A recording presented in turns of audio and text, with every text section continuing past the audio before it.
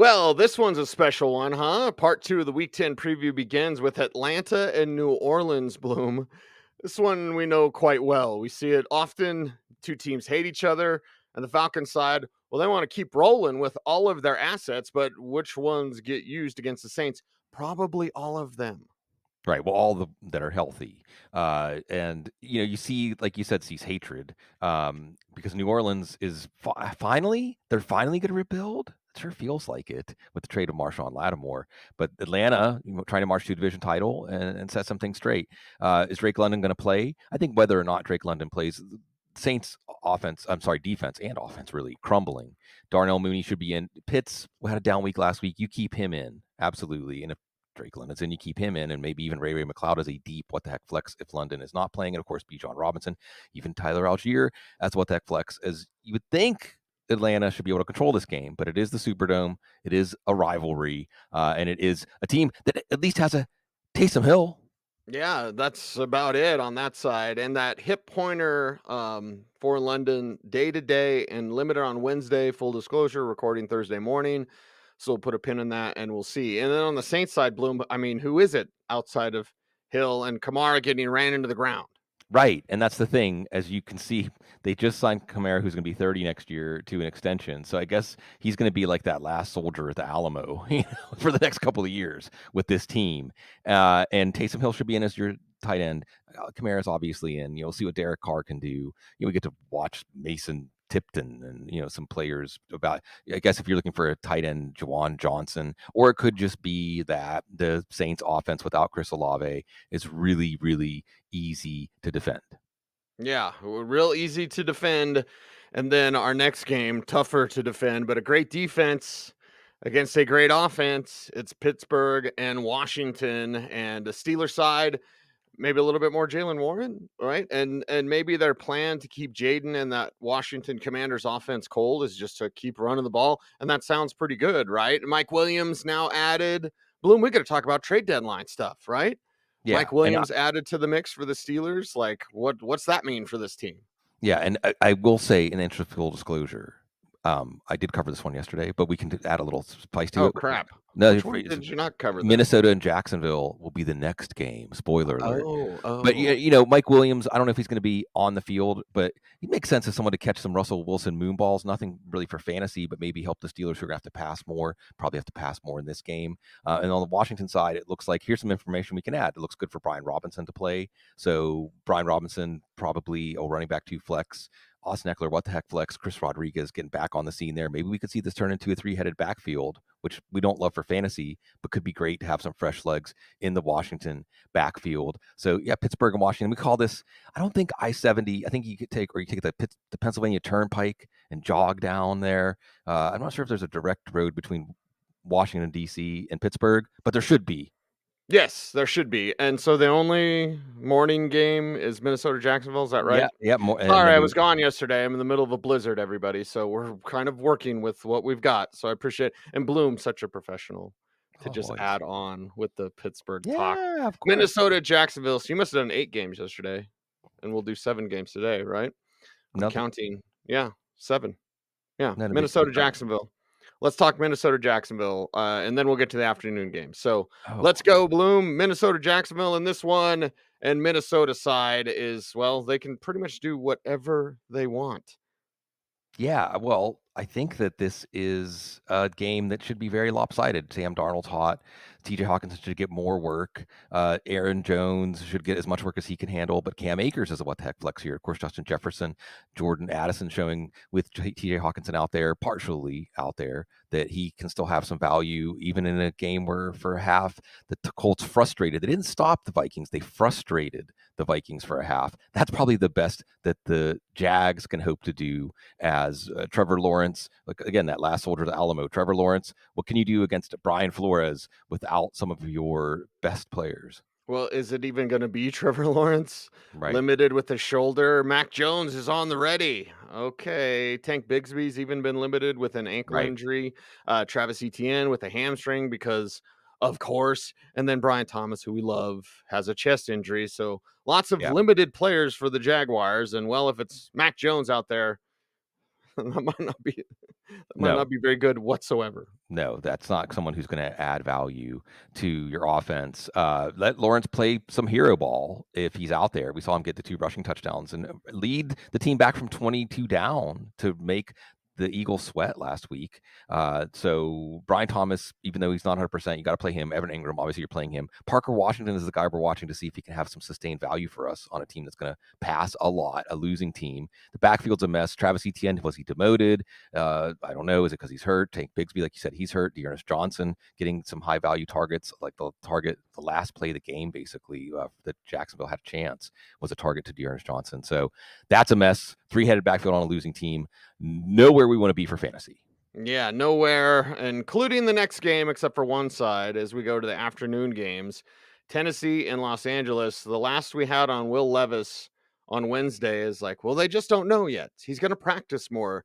An uptick in practice reps is what head coach Brian Callahan said on Wednesday. So, okay, maybe it's Will Levis. I don't know. Does it even matter for this one for Tennessee? Yeah. I mean, I guess it matters if you have Calvin Ridley. Calvin Ridley only came alive with Mason Rudolph. It matters if you're in a 2-quarterback super flex league because Mason Rudolph is a little more viable than Will Levis, although it is a very tough Chargers defense. We saw what they did to Jameis Winston last week. Tony Pollard doesn't probably matter because you're going to play him as running back 2 after everything he did last week. And hey, you might have 2 running back 1s. I noticed, by the way, putting together the tiers this morning, 20 running back 1 plays. I'm not kidding. Something's in the water in the NFL this year. Someone said it's like back to the 90s, retro times. And well, the Chargers defense being really good. That's kind of retro. You want to get them in your lineup this week. Yeah, Chargers now with perhaps Gus Bus returning. We'll just put a pin in that one, Bloom, because we know it's about J.K. Dobbins. Kamani Vidal makes a great what the heck flex every week because of his speed and receiving ability. And Quentin Johnston, we see that come alive. It's Tennessee. It's a home for the Chargers. Should actually have a bit of a home field advantage. Yeah. So that should look pretty good. We're mainly just watching Gus Edwards, but that's not for this week. Right. That's how you create fans, right? This team should be creating fans in the Los Angeles area. And if you're in San Diego and you still are identifying with the laundry, with the logo, it's worth the drive up there to support this team that I said yesterday, Cease, you tell me if you think this is controversial. I said, if you play the AFC playoff bracket 10 times, I think the Chargers can make the Super Bowl once. Yeah, I don't think that's controversial. Not with Jim Harbaugh. And Justin Herbert and a defense and a running game. And like you said, will Gus Edwards be back? It's looking like Kamani Vidal could be one of the most valuable back stashes on your bench for the rest of the season. That might change, but J.K. Dobbins needs to be in a game that you expect the Chargers to control. Justin Herbert is a high floor quarterback 1, maybe not a high ceiling quarterback 1, because at some point they can put the passing game on mothballs because Tennessee probably won't put up much of a fight in this one. But in the meantime, you have Lad McConkey as the high floor wide receiver 3 flex play. And we saw last week with Johnson and Palmer getting those long touchdowns on busted coverages. So they're more what the heck flex plays. Could certainly happen again against Tennessee. And again, this Chargers team, we went from, hey, maybe it's not rebuilding to, hey, maybe this is going to be a winning team to, hey, this team's a contender. Hey, watch out for them in the playoffs because nobody's going to want to play them. And our next game, Philadelphia and Dallas. Dallas side is sad and pathetic. Let's talk about the Eagles side. And that means I just want to see Saquon jump over somebody backwards again. Right? Was that the most unbelievable? And we throw out the word unbelievable a lot. But was that truly, Cease, the most unbelievable thing that we've seen in the 20 years we've been doing this? Yeah, I mean, we've seen no look passes. We've seen plenty of one handed catches. We've seen guys somersault over someone going forward, never backwards. If you watch the play, look at it from the angle Yeah. of, I believe it was the Eagles bench, and you Yeah. just see how it looks, or look at from the angle of where there's pursuit of the defenders. It's like, and how does that even make sense? How did he know? How was he able to do it? You could know it's coming. How are you able to do that? Yeah, how did he know his body was capable of that? There's parkour, and then there's, like, turning into a cat where you can change direction off of air, you know? And I think what happened was his brain said, "We need to spin and we need to hurdle," and his body said, "Okay." Spurtle. Really. Saquon Barkley, wow. I mean, Amazing. And Saquon Barkley, Derrick Henry, let's remember, these are the two most important players in fantasy leagues this year, it looks like. And yeah, changing teams, actually getting in a competent offense, it can unlock some things, including Spurtles. And really, we're talking about Saquon Barkley because he's the only player other than Jalen Hurts that I'm sure you can play this week for the Eagles, because A.J. Brown, maybe he's going to rally from that knee injury. Sounds like he's practicing limited. Devontae Smith missed with a hamstring injury. And it was knee injury, I'm sorry, for Brown. Hamstring injury for Devontae Smith, missing practice on Wednesday. And then Dallas Goedert back in practice. So maybe Dallas Goedert is the healthiest pass catcher. Maybe Dallas Goedert is the best play. So this is one of those ones. And remember, Adam Hutchinson does so much good stuff on the injury front. Subscribe just for that alone. We miss Dr. Gene for so many reasons. We love Dr. Gene. Love out there to Dr. Gene and everything he's doing to save the world, because that's what he does. But Adam is filling in admirably, and I use all of Adam's work to inform everything I'm doing. You're going to need it when you decide which Eagles you're going to play, because the Dallas Cowboys headline swirling down the drain. Yes, but let's trade for a receiver that can't play? What? All right, Cooper Rush is gonna start. When do they just go to Trey Lance? I guess for me, with the Cowboys bloom, it's just like a dynasty thing. Like, I just want to see Trey Lance, see Sure. whatever, if there's anything there. Maybe they think they can get back into it. Obviously, this is a divisional game, but it's Cooper Rush out there, which means the edict, the directive should be just feed CD as much as possible. Right, who's already banged up, right? So, I mean, if CeeDee Yes. Lamb's active, you got to play him, but is he even going to last the game? And sure, your fantasy team might like 11 catches for 75 yards, but when you see a line like that, that's punishment. That's a lot of physical punishment. When a wide receiver's averaging 5 or 6 yards a catch, it means he's taking a lot of hits. So we'll see. Otherwise, Jake Ferguson should be in your lineup. Rico Dowdle as a flex play, because they finally figured out he's their best running back. Like you said, Cease, do they evaluate Trey Lance at some point? Brandon Cooks is going to be back, so I think for this game. If he's not for this game, then Jalen Tolbert may be a deep what the heck flex or a desperation play that could come through if CeeDee Lamb is limited, if CeeDee Lamb goes out. But yeah, it's just an absolute mess. On the Mingo thing, really quick, I will say this. The fact they gave up a fourth rounder for Mingo, I think, has to do with the fact that he's still on a rookie contract, and they still see him as a second round quality player. Maybe even they had him as a first rounder on their board. And their scouting department still says, we still think he's that guy. So they, just like the Trey Lance trade, and that doesn't mean they're right, but they think they're getting this asset depreciated from a value that still is a tremendous, tremendous value. And the other thing I will say, a la Quentin Johnston, the Panthers didn't use Jonathan Mingo the right way at all. Okay. They did not set Mingo up for success. Now, I'm not saying the Cowboys are an organization that I trust to do that, Right. but the Cowboys could still end up looking smart for this one, even though only the Steelers got a worse grade for their deadline trade. Hey, all right. Speaking of the Steelers deadline trade, here comes Mike Williams. Sans Mike Williams talk, because we're talking about the Jets and the Cardinals. Jets side, everybody's banged up because they're always banged up. So against Arizona on the road, what does Aaron Rodgers do this week? Throw to Garrett Wilson a lot, and maybe some to Devontae Adams. Maybe not as much to Brees Hall, but he's in your lineup, and that's it. I mean, this is a really simple team to, and actually, the simpler it is to preview these teams for fantasy, the easier it is to make these plays, but also maybe the easier to defend, because Arizona's defense, and granted, depending on what game you've watched Caleb Williams this year, you might think he's a quarterback in his rookie year that's finding his way to, not only is he not is he a classic rookie quarterback making rookie mistakes, but he went number one, really. So I think Arizona's defense is on the rise here. Jonathan Gannon's defense is doing some stuff. We saw that Houston's defense put the clamps on the Jets until Will Anderson went out. So of course, you're going to play Garrett Wilson and Hall and Adams, and in two quarterback superflex leagues, maybe Aaron Rodgers, but his ceiling isn't that high. But at the same time, I wouldn't be surprised to see that having more to do with the Texans' pass rush losing one of their fangs on last Thursday night than that the Jets' offense really got some things figured out. Was there an uglier win than what the Cardinals pulled off? Like, because you looked at your Cardinals assets, you're like, all right, James Conner has a finger injury. Marvin Harrison, Kyler Murray didn't do a whole lot. Maybe Trey Benson continues as like a what the heck flex. But hey, they're at home and they won last week. So do it again, Arizona. Yeah, I think that this is an offense that is frustrating for fantasy because the defense is good and the running game is good. So Kyler Murray is a true boom bust play. He can have bust off a 50-yard touchdown run. He might only throw 12 passes. We saw James Conner, he's got to be in your lineup. Trey Benson still remaining one of the essential holes, although Amari DiMercato showing that he can be a good passing down back, a good hurry up back. So I think it's a backfield that's a committee behind Conner, unlike some of the other backs that we're holding, like Blake Corum, behind some starters. Marvin Harrison Jr. is just frustrating. I mean, I guess you got to play him as a wide receiver 3 flex, but are you even surprised when you see a 2 or 3 catch line for 30 or 40 No. yards? So, if Sauce Gardner, and look, from a tactical standpoint, if Sauce Gardner cancels out Marvin Harrison Jr., you're fine with that if you're the Cardinals. And it's actually not that hard because of the way they're using him. We get into some Jackson Smith and Jigba talk, although he's on bye right now. But the bottom line here is for fantasy, we might just be shrugging our shoulders and saying they're really tough to figure it out. But it's because they're for real. It's because they could be a division winner. It's because the plans are coming together.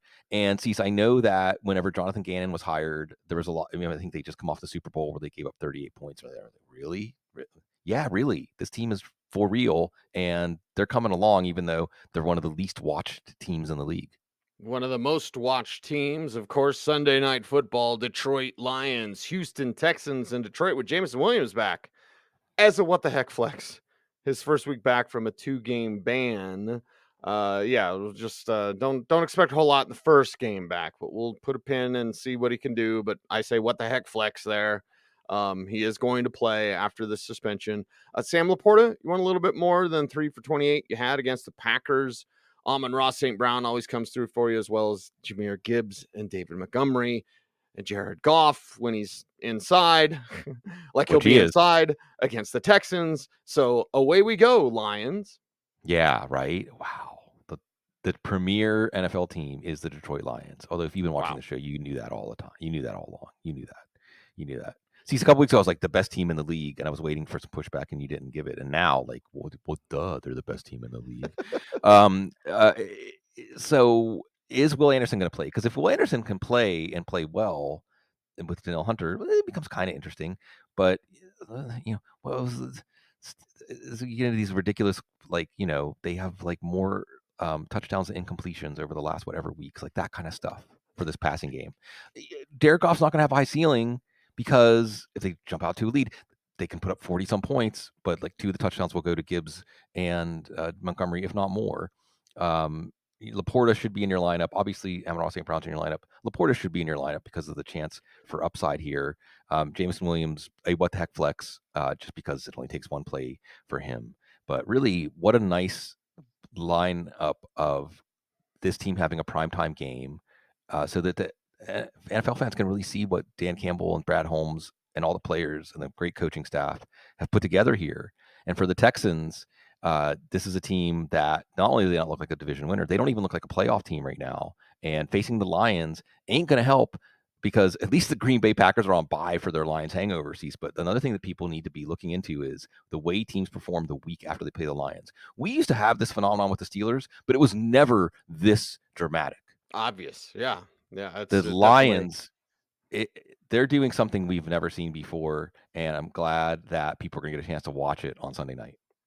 Well, what does CJ Stroud do? And Joe Mixon and Tank Dell? And, well, what does the rest of this team do? Waiting Yeah, on Nico Collins. I'm just searching as far as where Nico's at. yeah, Close to returning, has right. passed all the tests after being designated to return from injured reserve. So, kind of wait and see on that. I don't know if they're exactly waiting on Nico to be right before they're right, but this would be a hell of a statement game if you could pull it off at home. Yeah, this is, I mean, just to hang around. And Nico Collins, we may not know until Sunday morning. I hope we'll get some reports. I expect him to play. He did, I think he was seen at practice. It's interesting how these things are worded. He was seen at practice.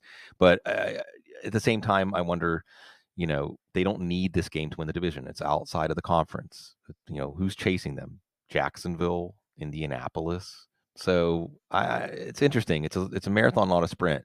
But they want to show out. So it's going to be Stroud, Adele, and maybe Collins. And if it's Detroit, so you're going to have to pass a lot, even though the Detroit defense isn't bad now. They're more of an opportunistic defense.